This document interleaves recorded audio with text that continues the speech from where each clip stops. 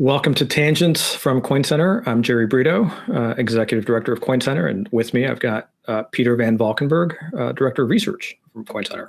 Hi, Peter. Hi, Jerry. So I think up front what we should address is a bit of a format change for the Tangents podcast. And we started this kind of as a pandemic project. Trying to go viral. Okay. Yeah.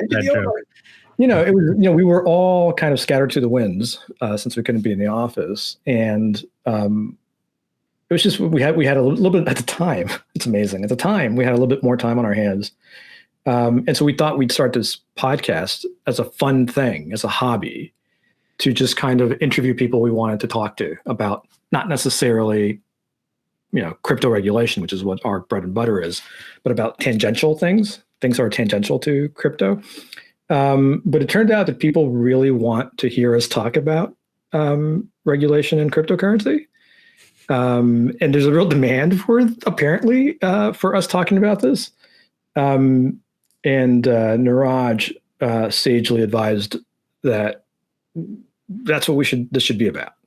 So that's what we're going to do. We're going to talk about sort of like I guess we're going to aim for about maybe biweekly. And it's going to be probably usually you and me, Peter, talking about what's been happening and what we're seeing in the intersection of government and crypto. I'm excited, Jerry. Does that sound fun to you? Sounds like our normal Zoom calls with each other that we'll just make public. Yeah. Apparently there's a market for that. So look, I mean, pretty much the thing that's dominating our time these days is FinCEN's proposed rule on self-custodied wallets, I guess, is one way that you can think about what they're doing. Yeah, I like to just call it the midnight rule. The midnight rule. It is a midnight rule. We can get to that. So I think it's mostly Eve rule. The what? The Christmas Eve rule. Yeah, not exactly Christmas Eve, but yeah, might as well have been. So I think we're mostly going to talk about that. I think at the end, maybe we'll get to a couple of other things that have come out of Treasury, one related to FBAR and one related to a statement on stablecoins. Mm-hmm. But let's start with this FinCEN rule. So maybe at the top, Peter, why don't you tell us what this rule proposes to do? Yeah. So hopefully you've seen some of our attempt at deluging crypto Twitter with, calls to action about this. And, the reason for that is because today is actually the last day to comment on this proposed rule. So if you haven't commented yet, pause this podcast and go to go to coincenter.org and find the resources that you need in order to put together a thoughtful comment, because they need to hear from people.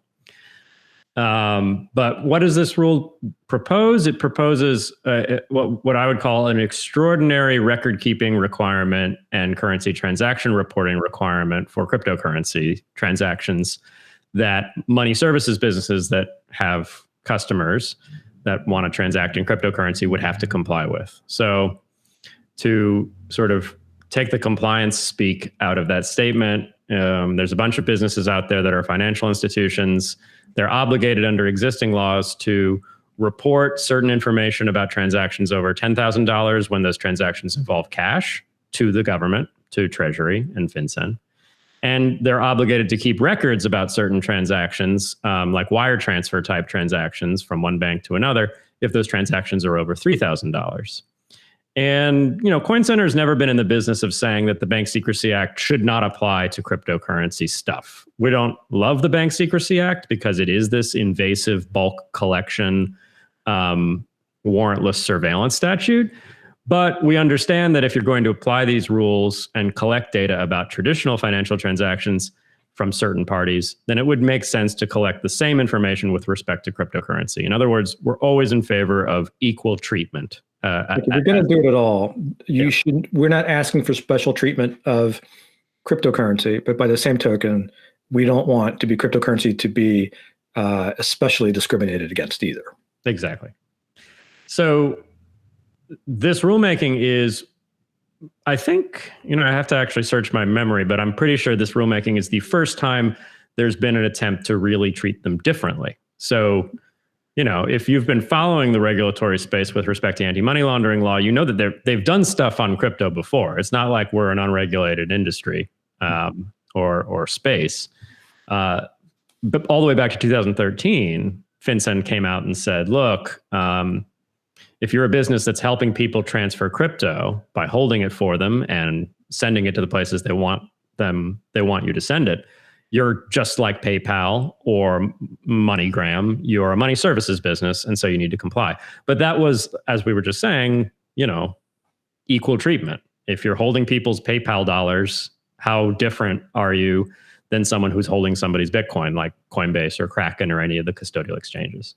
So until now, there's always been this, sometimes we've been playing catch up where it's like, let's impose the same rules that we had in the traditional space to the crypto space.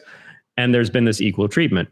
This is the first rulemaking, which is why we've had these calls to action and we've made this a focus despite this being, in theory, winter vacation and things like that. This is the first rulemaking where they're really trying to put extraordinary rules in place that are prejudicial against crypto, that are more strict for companies that are dealing in crypto, strict to the point, and we can get into this, that companies might not even be able to comply under a lot of circumstances and would simply need to stop offering certain completely legal and reasonable services to customers.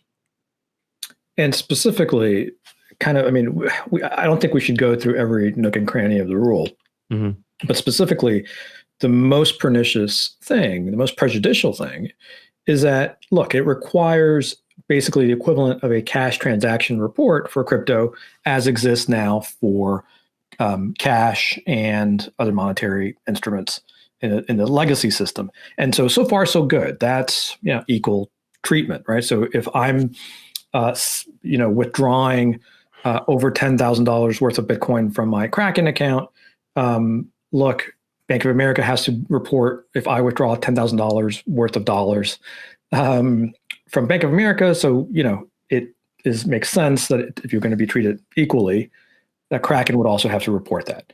What's different is that in addition to that reporting, there is this new requirement that only applies to crypto financial institutions like a Kraken, where they would also have to collect the identity of my counterparty, including the name and physical address, and keep that. And number one, that's just that's not parity, A, and B, as you say, that's the kind of thing that if I'm paying a smart contract, it's basically impossible to get the name and physical address of a smart contract because it's not a person. Right. Yeah, and so that counterparty identification, or you could also think of it as a know your customer's customer rule, because in AML, anti-money laundering speak, KYC obligations are the heart of a lot of anti-money laundering compliance. But typically banks have to do KYC, know your customer. They don't also have to do know your customer's customer or know your customer's counterparty. And when you expand requirements to collect this very intimate information, name and physical address about someone who's not even the bank's customer, you are putting extraordinary requirements on crypto transactions. So in the traditional transactional record keeping requirements, it's sort of optional for banks to record extra information beyond their customer information. Whereas here, it's not just not optional, it's spelled out in black letter. You have to have the name and physical address of every counterparty to the transaction. So it's an extraordinary requirement for crypto. And it's also an extraordinary step from a surveillance and warrantless search and seizure perspective, from sort of an American constitutional law of privacy perspective.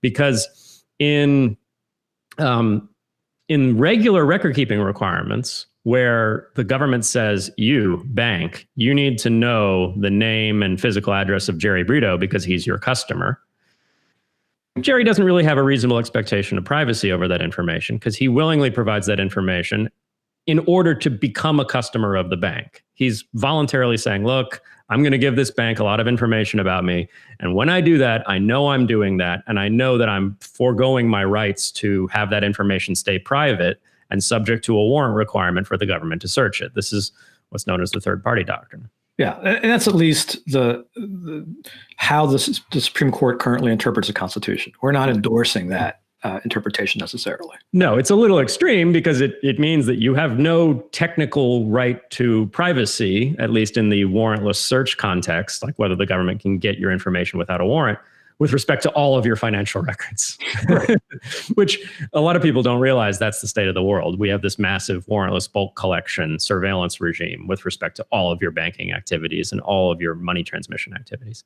But anyway, at least in that case, the person whose information is being warrantlessly surveilled is the customer of the financial institution, and they know they're handing that information over to the financial institution. In the case of this counterparty requirement where, I just asked Coinbase to pay Jerry's Bitcoin address, and Jerry is not a customer of Coinbase, he just holds his own Bitcoin.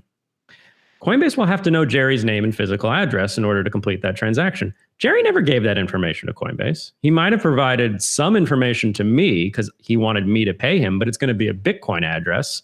At no point has Jerry ever said, hey, world, I want everyone to know that my Bitcoin address is this, and it's connected to my name and my physical address.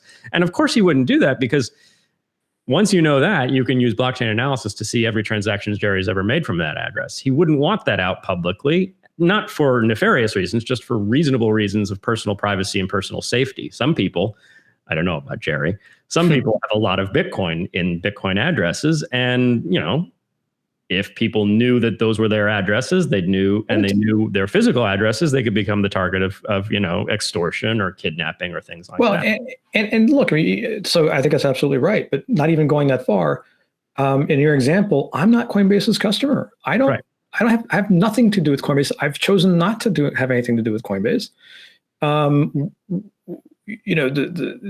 the third party doctrine, okay, you can see how the government can have a view into transactions where people have voluntarily interacted with regulated parties like Coinbase.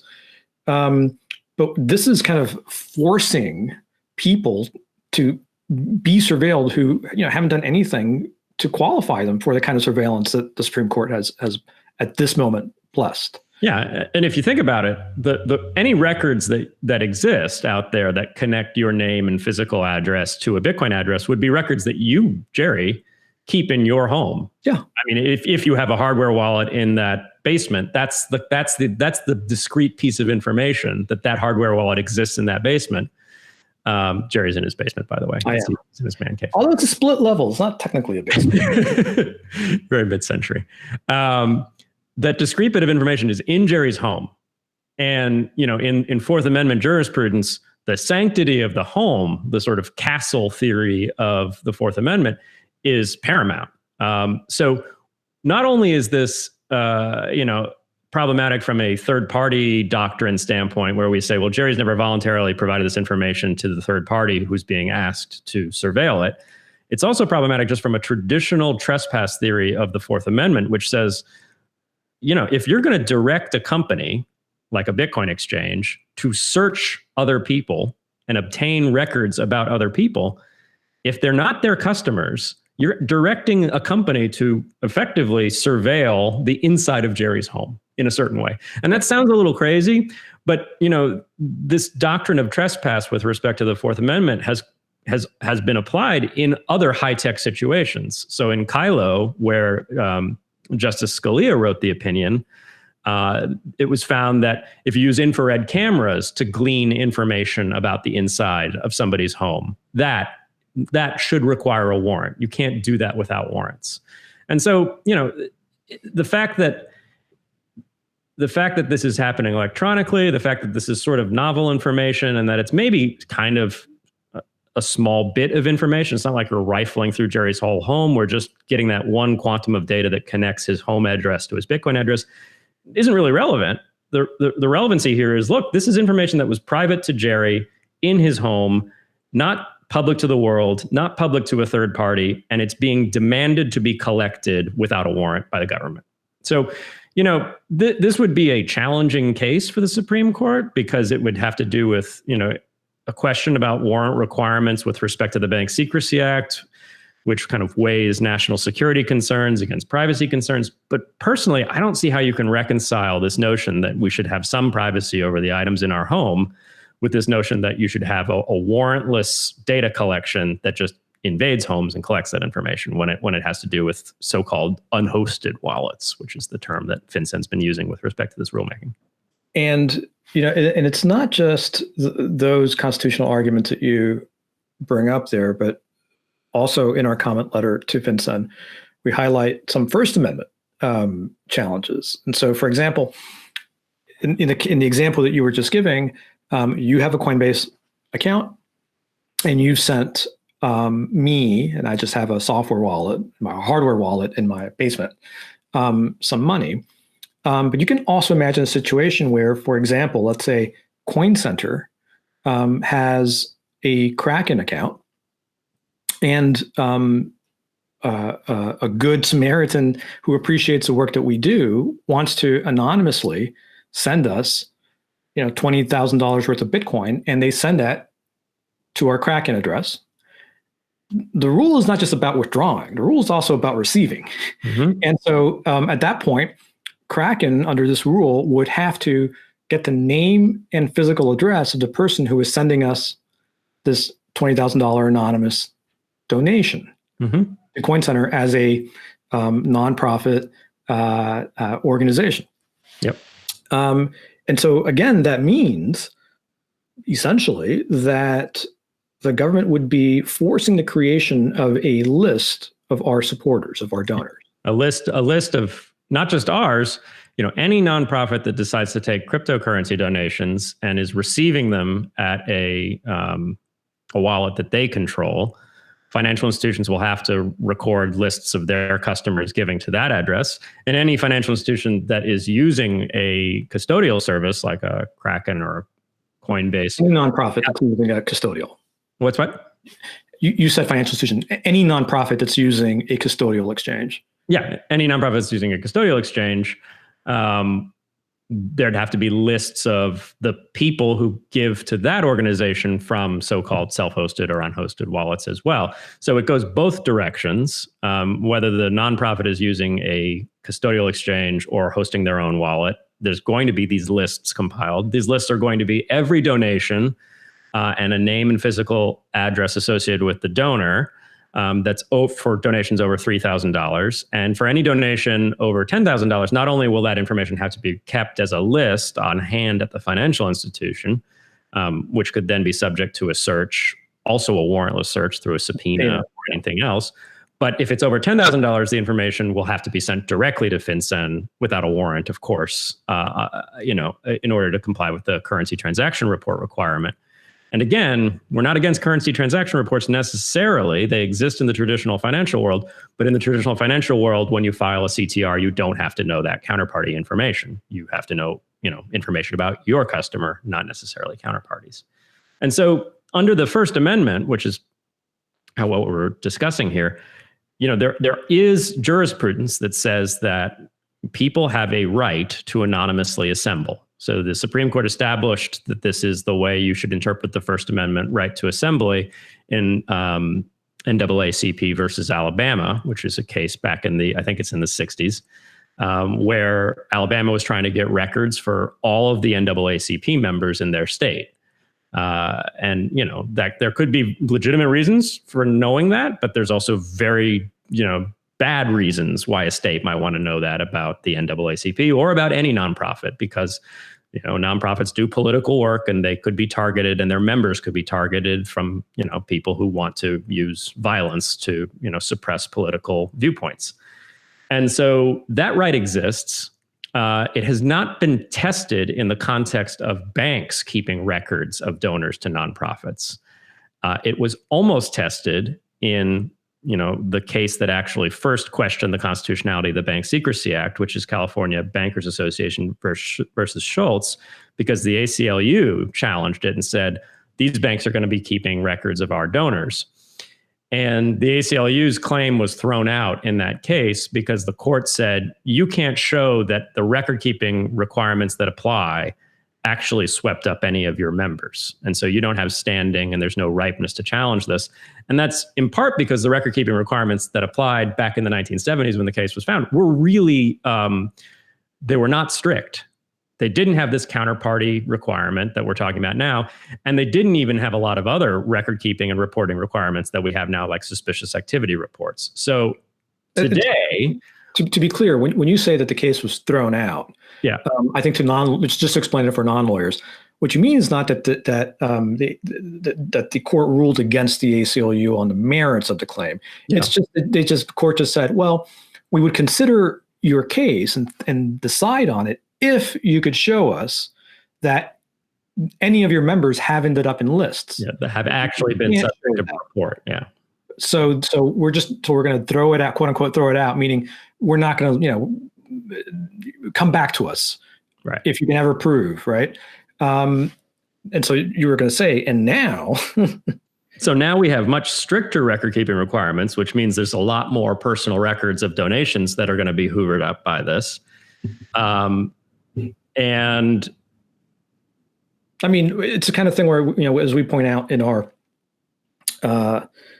comment letter, we did a, how do I say this? An innovative thing in our comment letter. We published our own self-hosted Bitcoin address. And after this, if and when this rule becomes effective, yeah, all it takes is one person to donate an amount over $10,000 to us to that address from a custodial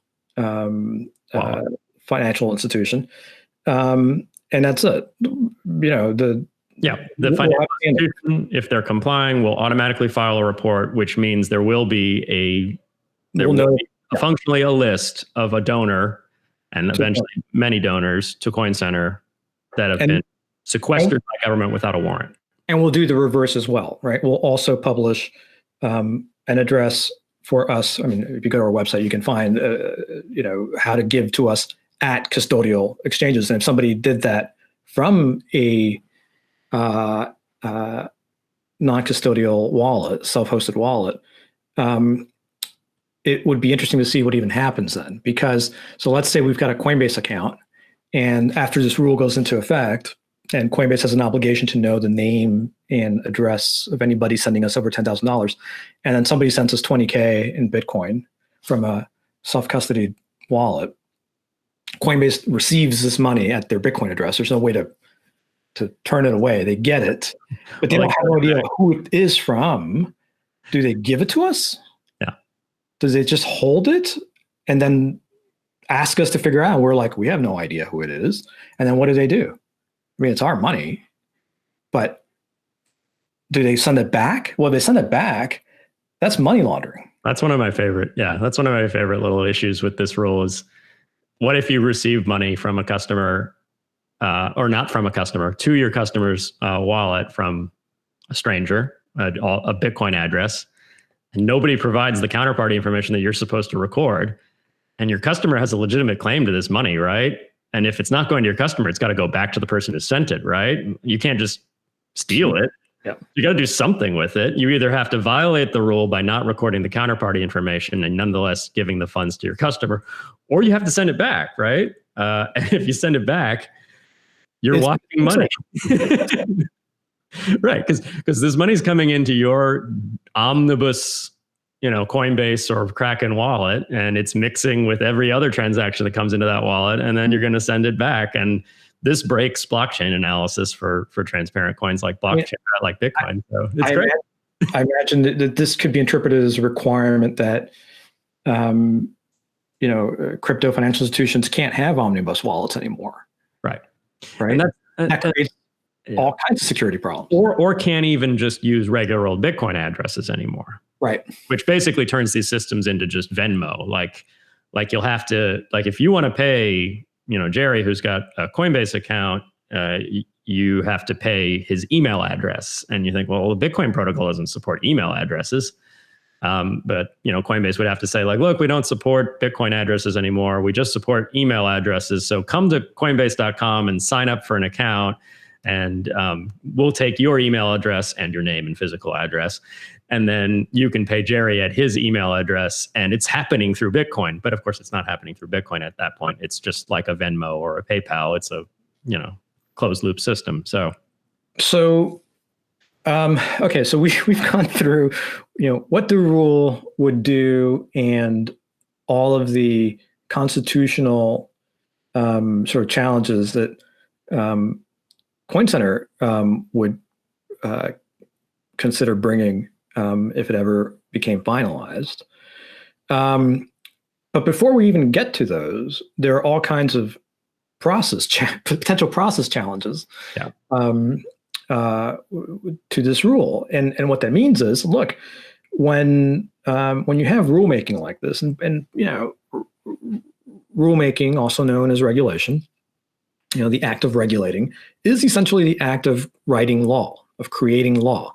It's just law that's created by unelected bureaucrats at agencies, as opposed to law that's created by the legislature.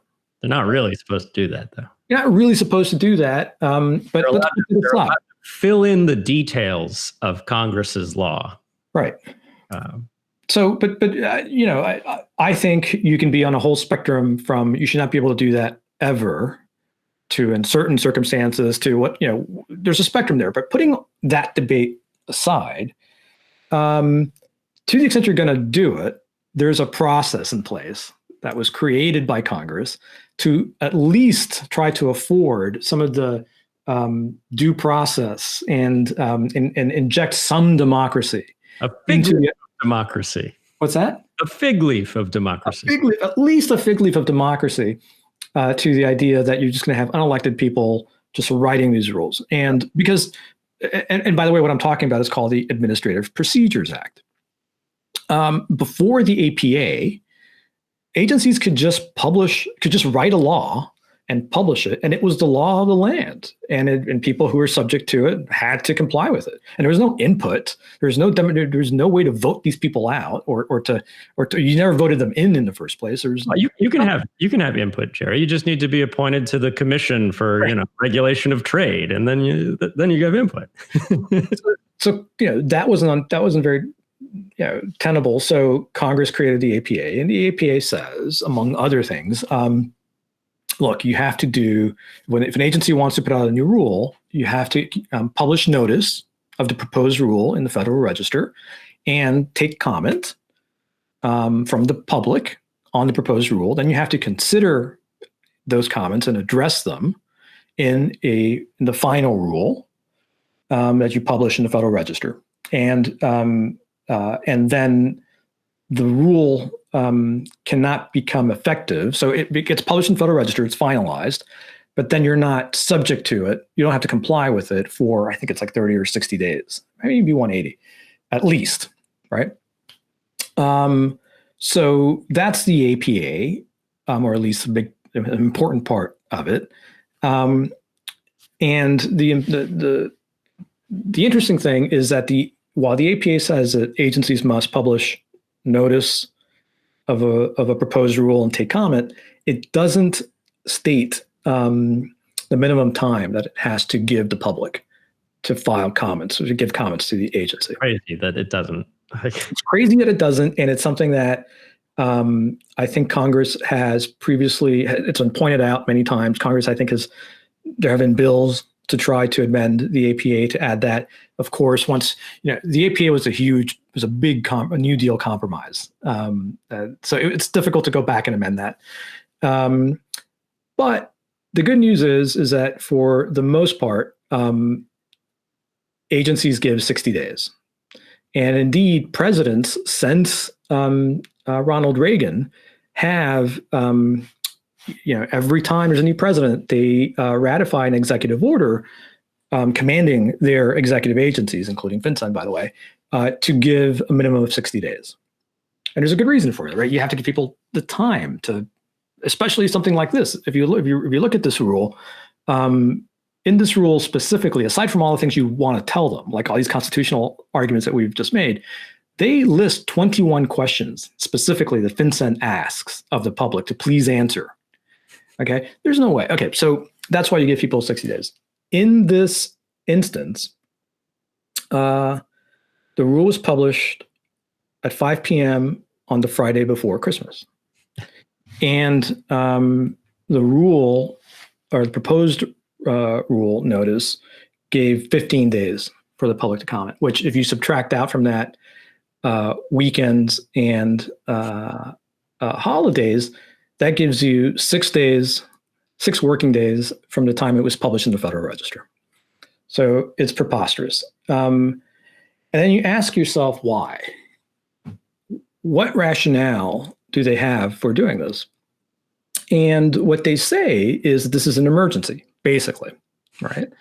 And it's interesting, the APA, the Administrative Procedure Act, has explicitly in it exceptions to having notice and comment, where they say, number one, if it's not in the public interest, right? That's very broadly defined.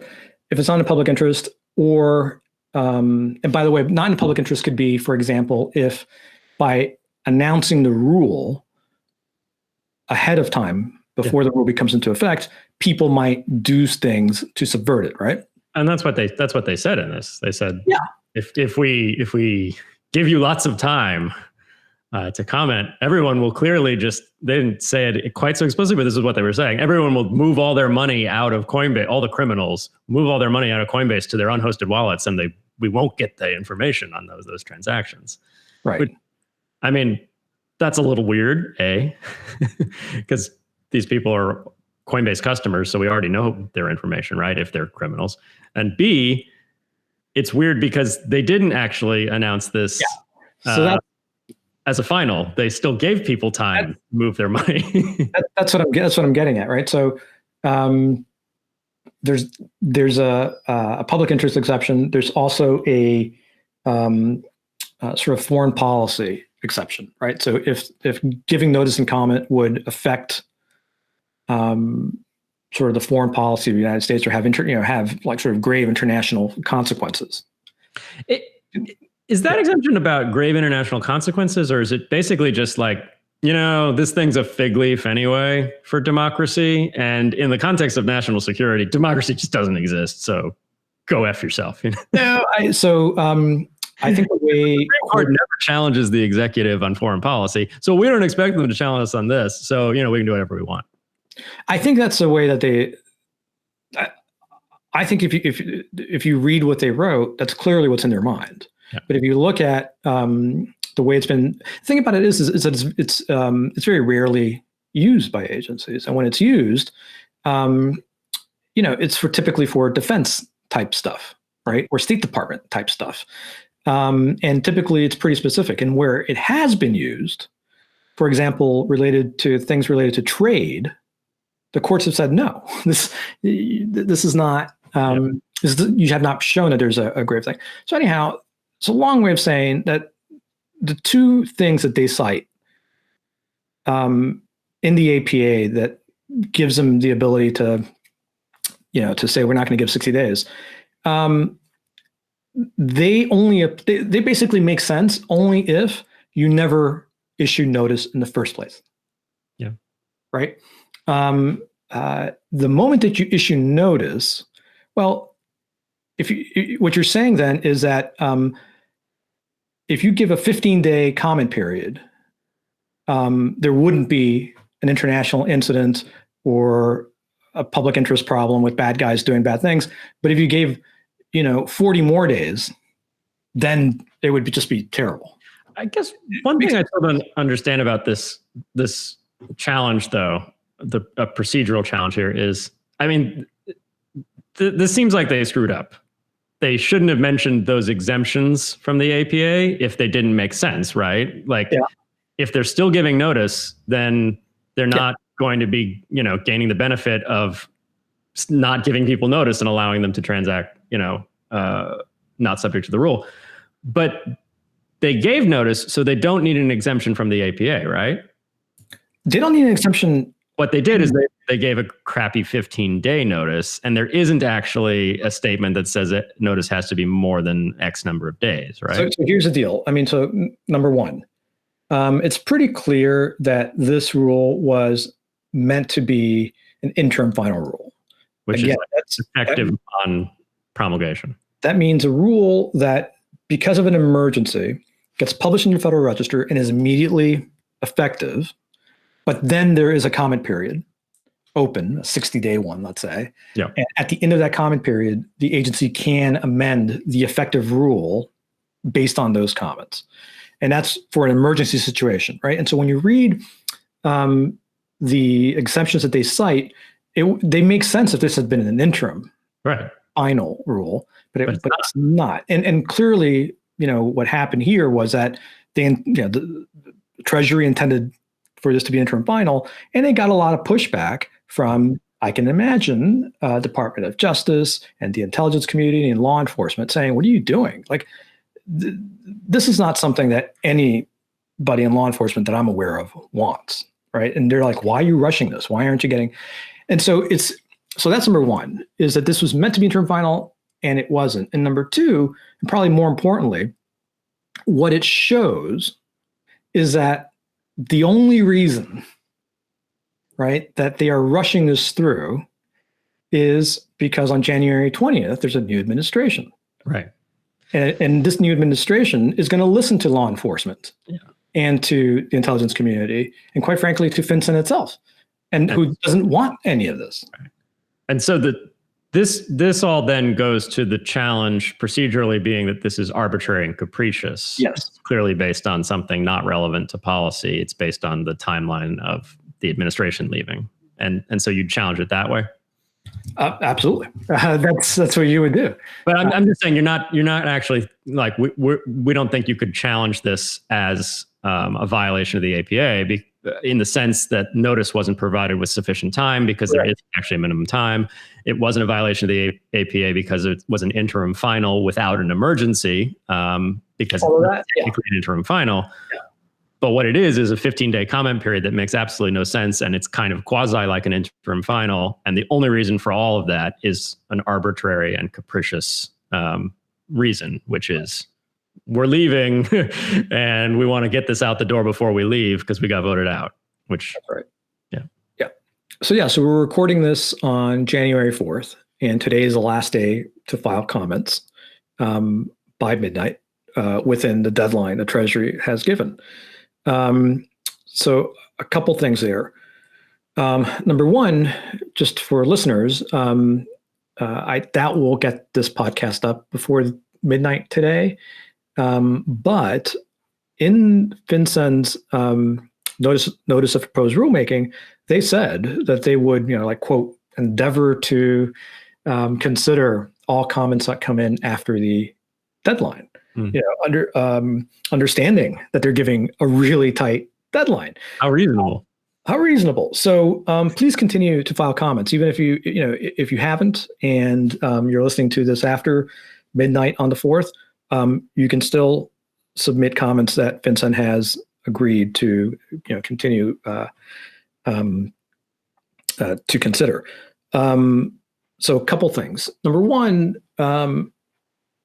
we have asked that the comment period be extended. We have worked with several members of Congress who have personally called the secretary to say that this is too rushed and he should extend the time period.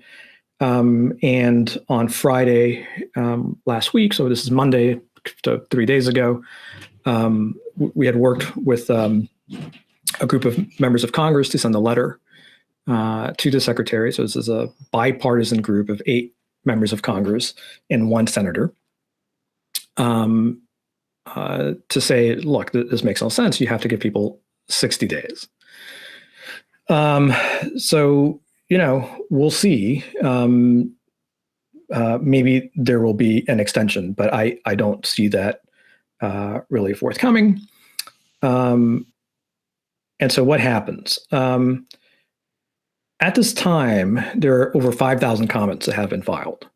And a lot of those are really thoughtful, substantive comments from all kinds of people, from academics, nonprofits, companies in this space, companies outside the space, very thoughtful. And they all say, we don't have enough time to really give you our thoughts, but here are some of our thoughts. And in addition to that, there have been, thousands and thousands of comments from the general public about this. The APA requires that agencies consider and address all comments that they receive from the public. And so normally in a rulemaking like this, an agency like FinCEN would take months to consider a much smaller volume of comments. Typically in a rulemaking, they'll get, 100 or fewer comments, and they'll take months to consider all of these. In this rulemaking, they've gotten, at the moment, at least almost 6,000 at the moment. Probably by the time midnight rolls around today, I don't know, I'm hoping 10,000.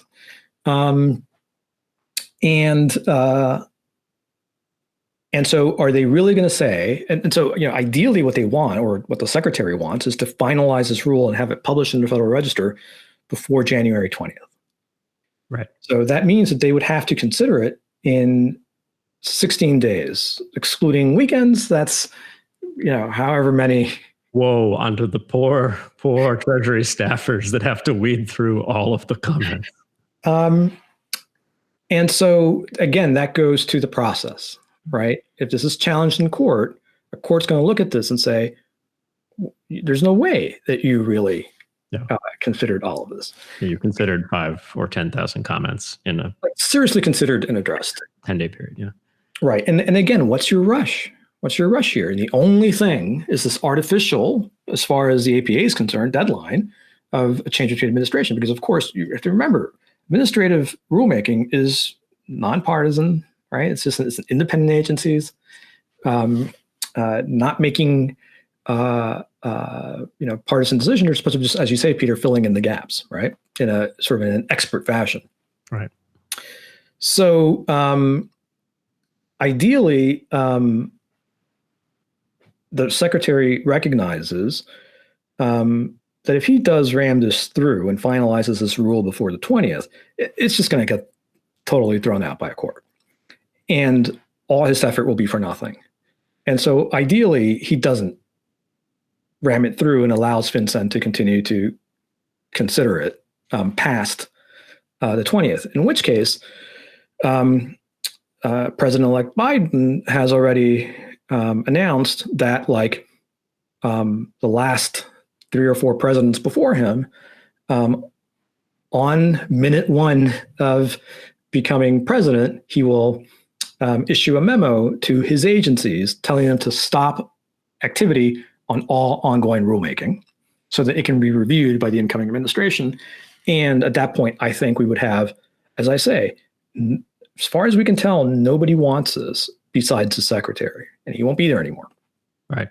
And so all the professional staff and all of law enforcement and new political appointees, I think will have a much more thoughtful, non-prejudicial approach to this in the next year. So that's kind of the game plan. And if not, and if it's finalized before January 20th, then I think lawsuits will be inevitable. I think there will be lawsuits on process grounds. Especially the fig leaf of democracy. It's not even there. It's not even there. Raw, naked legislative power hanging out there in the executive branch. Yeah, I think you'll have those challenges, especially from industry, and if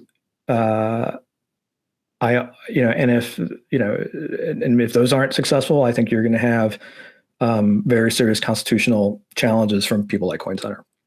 Yeah. So one thing I've thought about on this that I wanted to ask you. So we've been thinking of constitutional law arguments with respect to an overreach of government power into crypto for a long time, usually in the context of the Fourth Amendment and warrantless surveillance mandated by the Bank Secrecy Act, but also maybe in other contexts. The thing about constitutional law, as you know, Jerry, I'm just sharing for our listeners, is that a lot of it comes down to the specific challenge and the sort of whether the person bringing it is sympathetic. I mean, it shouldn't be about that, but it comes down in part to that, whether they have standing or it can be thrown out because they didn't actually have injury or something like that. And so you've got to be really careful about bringing the right challenge. Like, is this the right one? Because I ask myself that, and I think like, well, we've made a lot of strong arguments in the past that could come up in a future case.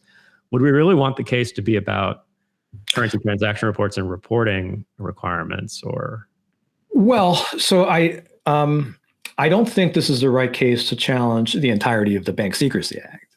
Well, that's fair. Right. But I think this is the right case to challenge this particular prejudicial rule. Right. That's fair. We'll save the BSA for another day. So one last thing I'll say about this is, when does it go in effect? Right. If the rule is published in the Federal Register on January 19th, when do companies like Coinbase or Kraken have to start complying with it? Typically, I'd have to go back and look, but I'm pretty certain that historically FinCEN has given 180 days. Yeah, the so-called sunrise period. Sunrise period, right? So that companies can get ready to comply. And quite frankly, so that FinCEN itself can get its systems in place to get the intake of all this new data that they previously weren't able to. I'm sure they can put something together last minute to secure all that private data. You know, Sure. Yeah, I'm sure they've got good vendors. What's that one vendor? That federal vendor we really like? Solar Wind. What's it called? Solar Winds, I think. Winds. And so, so it's interesting. Will they give, and by the way, banks in similar rulemakings to this one, banks have gotten years of a sunrise period, right? So it'll be interesting to see how much time they give. And by the way, if they give 180 days, which is what they should be giving, then this isn't an emergency. Yeah. Again, right? One more data point to the fact that this isn't an emergency. So anyhow, that's where we are right now. We're kind of, we have filed our comment. All the folks that we've encouraged. Actually, one more thing that's worth adding, because you didn't mention it. In one of the rationales they gave for the short comment period was prior consultation with industry and representatives from the technology, right? Yeah, that's a low blow. Yeah, it's a low blow, and part of the reason we were able to file our comment quickly was because we've had some prior consultation. We knew that something might be coming. But that's entirely wrong from a public feedback standpoint, because we're just, coin centers, we do the best we can, but we're not the public. We can't be a proxy for the public writ large. And so consulting us a little bit and not even giving us, we didn't have any, early documentation of what the rule would be or anything like that. We were just scared about it and preparing arguments for all kinds of things that might come down the pike. That's not sufficient. Not sufficient at all. And as you point out in our comment, Jerry, if that is the standard, wherein we can do shorter comment periods when we consult with industry, it becomes a disincentive for industry to ever consult with government, because you're like, well, if you talk to them, there'll be no comment period. No, it's terrible. Yeah. So yeah, that's where we are. It's January 4th. All the comments, the deadline for commenting is today at midnight. Please continue sending comments even after that, if you haven't. And now we just kind of wait and see when this rule is finalized. If it's not made final before the 20th, there's I think a very high probability that it'll just get halted and redone, if at all, in the next administration. And if it's not halted, or if it is done before the 20th, it'll certainly be challenged in court. So that's where we are.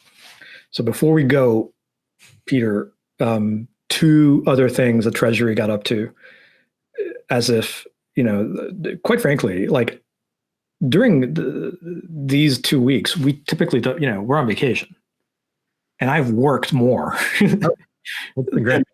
Over the past 2 weeks. So thank you, Treasury. Office, because I know, traveling was a difficult decision, but we ultimately decided to visit my parents, who I hadn't seen in a year. And their house is not large. I set up a home office behind the Christmas tree because it was the only place where I could find some level. So there's baking and holiday cheer going on over here. And I'm like, FinCEN.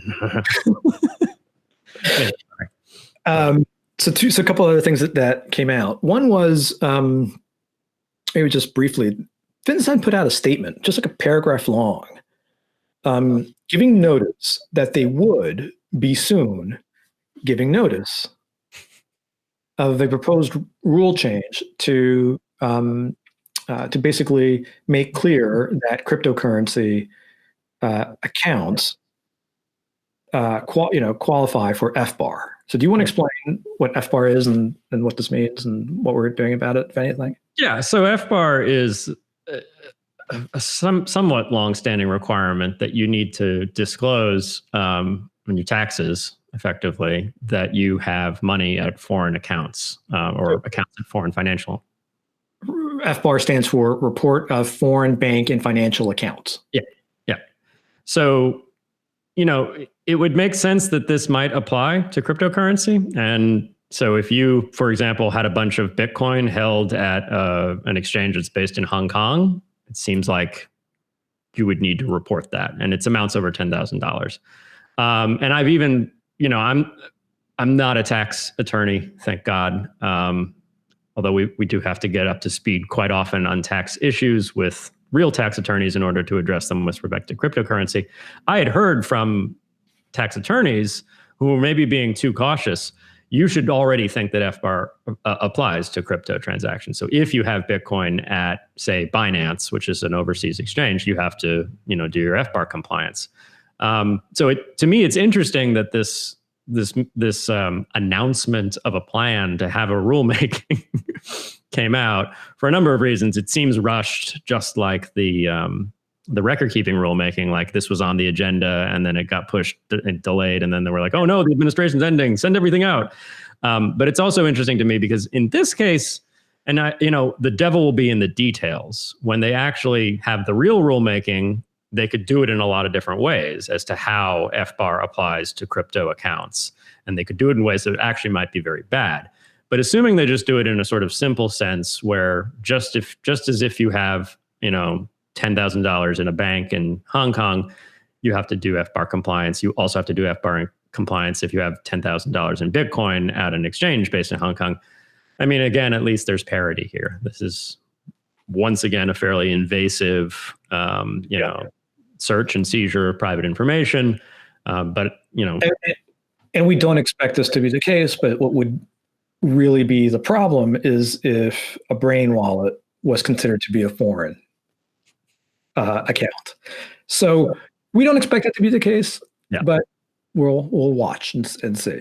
So, and then the second thing is, there was a statement that was issued by the President's Working Group on Financial Markets. And what is the President's Financial Working Group on Financial Markets, PWG?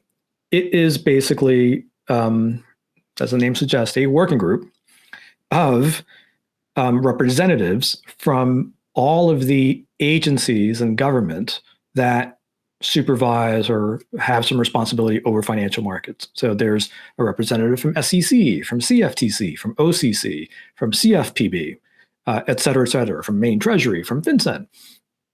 And they all meet as this body, and they discuss things that are basically, interagency related. And from time to time, they put out statements that they all agree to, and they have to take a vote, which is interesting. It's kind of how their process works. And so they put out a statement on stablecoins on Friday. Is that right? Was it? I think it was Friday. Yeah. So just 3 days ago. And look, the things that were kind of the headline grabbing things. So look, there are a lot of things in here, but like the one thing that I think caught most people's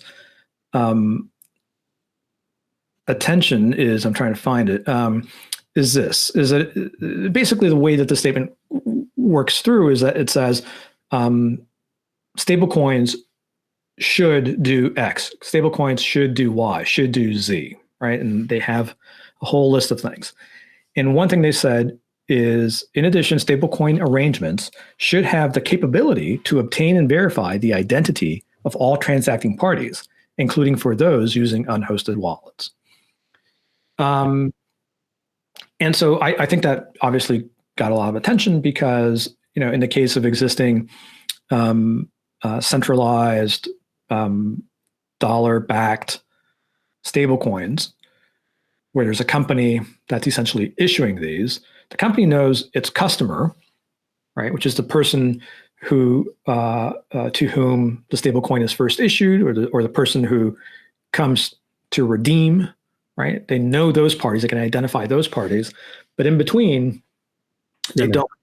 Yeah. They don't have any identifying information. And it depends. With respect to so-called centralized stablecoins, you can imagine, and there are different technical architectures. There's like a USDC or a Tether, where the underlying blockchain that's being used to move these dollar-backed liabilities is open, like it's the Ethereum blockchain, or it's Tether used to be on the Omni layer, but now it's mostly on Ethereum.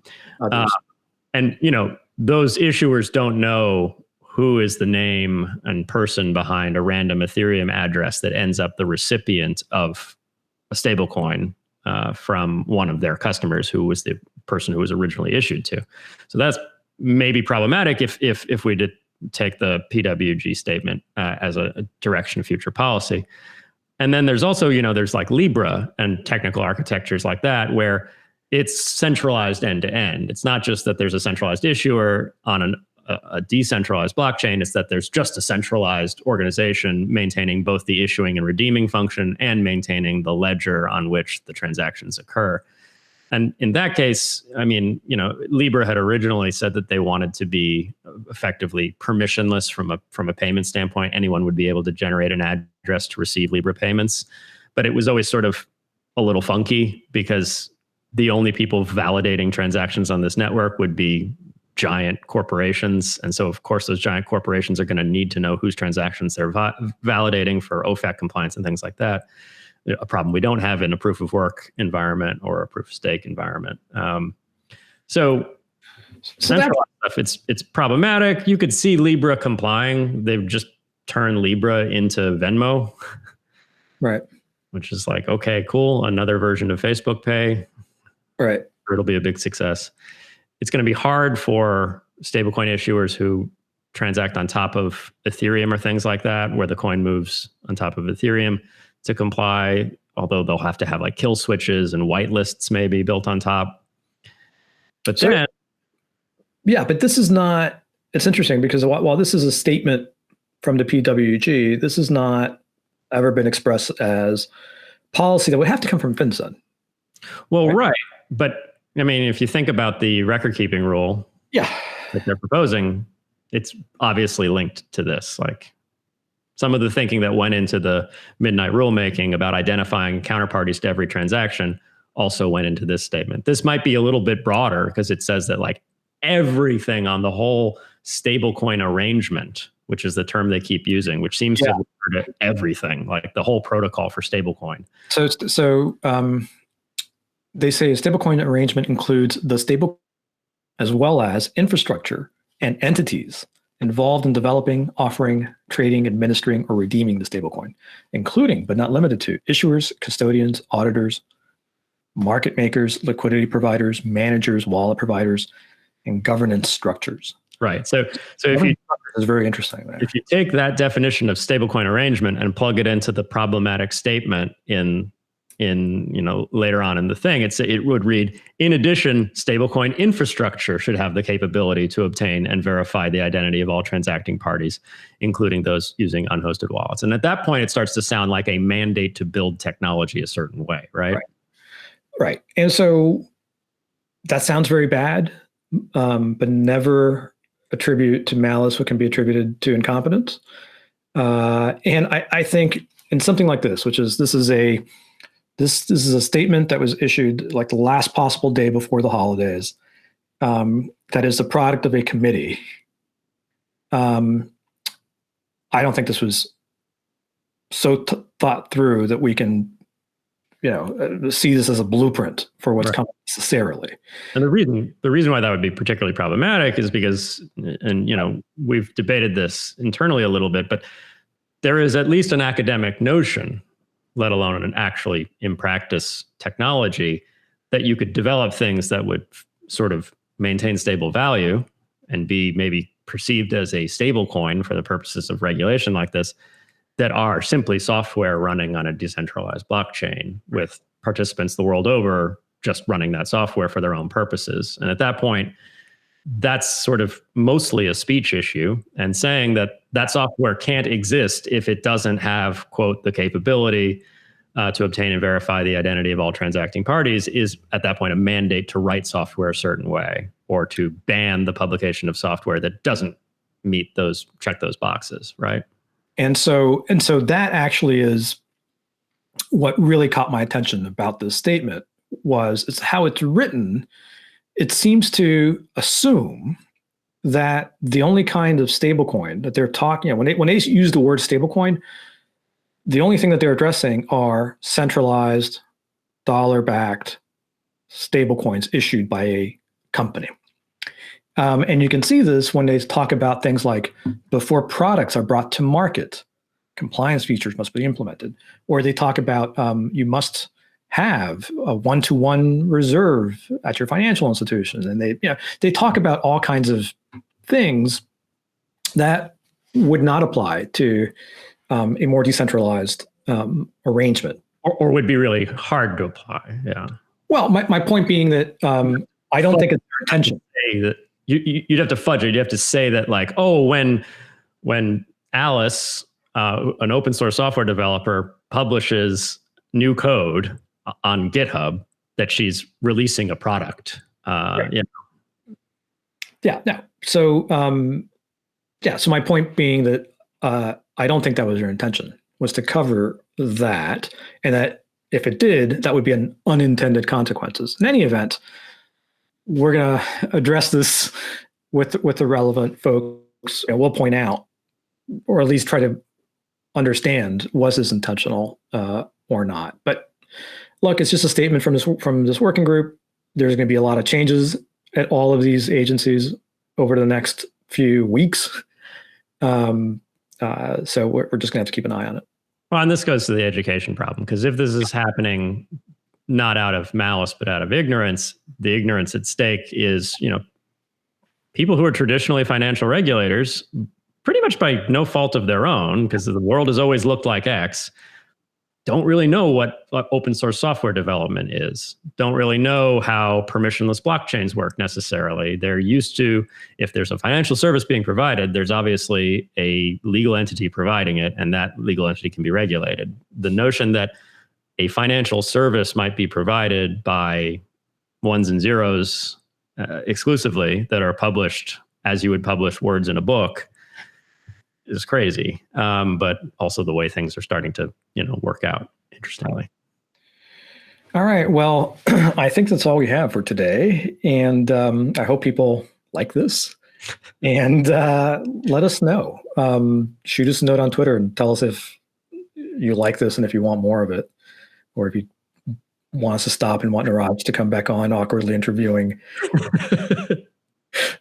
people. All right. Good to talk to you. Yeah.